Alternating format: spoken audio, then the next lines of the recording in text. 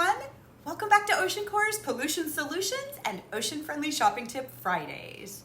Today we're going to back up just a bit, and before we get too far into things in general, I want to make sure to cover the basic thoughts, knowledge, and guidelines that help me critically think about my shopping decisions and inform my choices and actions.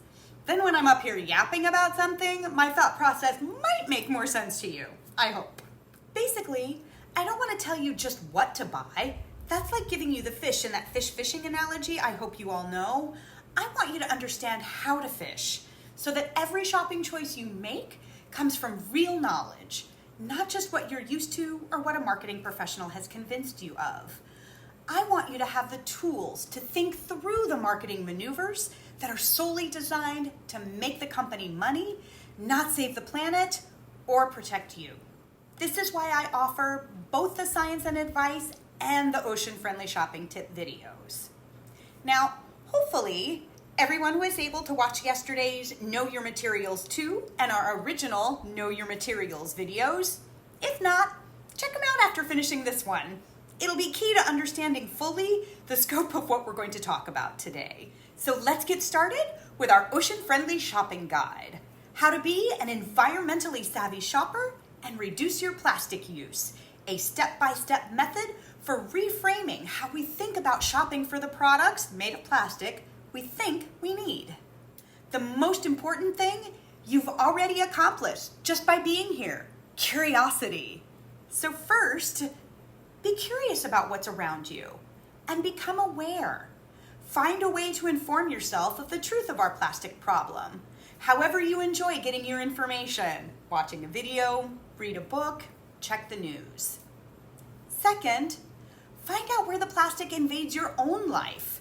Take the time to look around your house, car, office, anywhere you spend time, and note everything made of plastic or synthetic material you use on a regular basis. Here's where the material videos come in handy. Now, I encourage you to make a list. We are instinctively visual creatures, and without a way to physically look at it, we may miss the point being presented to us.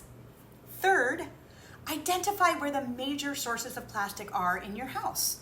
Mine were the kitchen, bathroom, and closet. And finally, think about how that plastic is continuously coming into your life. Knowing where it is in your life is the first step to turning off plastic at the tap. So once you've watched the material videos, take this whole new challenge, or really an awareness challenge.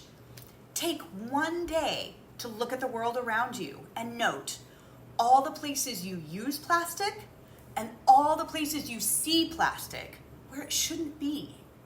For example, when I first did this exercise, I had long since started the journey to a more plastic-free lifestyle, and I thought I was doing an okay job.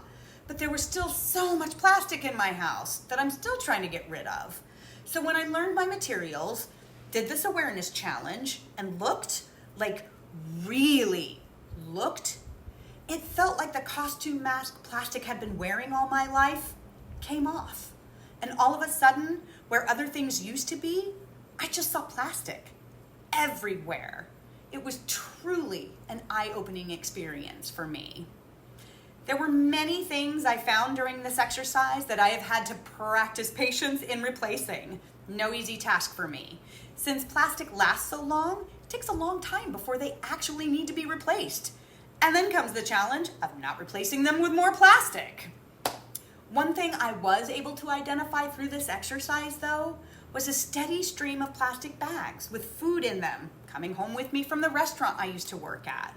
So I started carrying a bag with me to work, and those bags stopped coming home. Every once in a while, the trash stream can easily be interrupted.